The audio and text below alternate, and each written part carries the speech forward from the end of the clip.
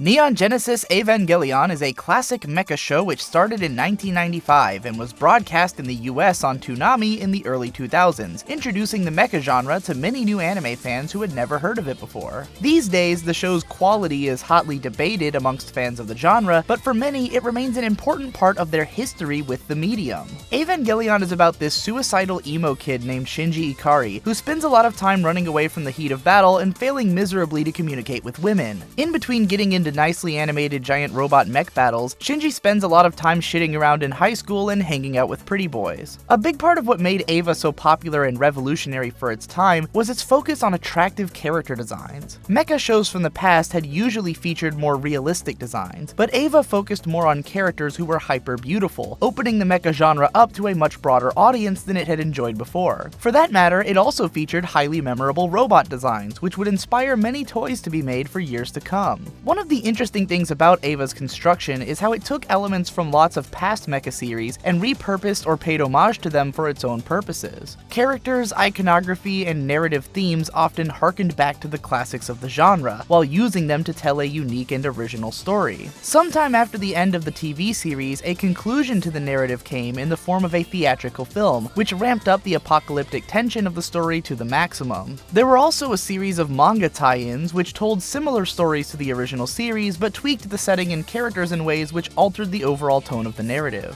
Whether or not you find Evangelion to be enjoyable today, there's no denying that it played a major role in bringing anime, and especially the mecha genre, to a much larger audience, particularly of teenagers who may have found the older works in the genre to be more difficult to relate to. It also helped to launch the careers of some of the main creative staff who worked on it, such as episode director Tetsuya Watanabe, who would go on to direct Kimi ga Nozomu Eien, Schwarzmarken, and Soko no Strain, and background artists Masaru Sato and Yusuke Takeda, who would later work as art directors on Serial Experiments Lain and Ghost in the Shell Standalone Complex respectively. Considering that today is less than 1 week after the 20-year anniversary of Evangelion's conclusion, I think now is a good time to celebrate the impact of this classic series, and to recommend it to a new generation of anime viewers. Unfortunately, the series has become somewhat difficult to find these days, since the original US distribution company has dissolved and no one else has picked up the rights to it yet. But luckily, the series' popularity has assured that downloads and streams of it are readily available all over the internet. Go give it a watch if you still haven't seen it yet, and be sure to stick around on my channel for more recommendations like this one in the future.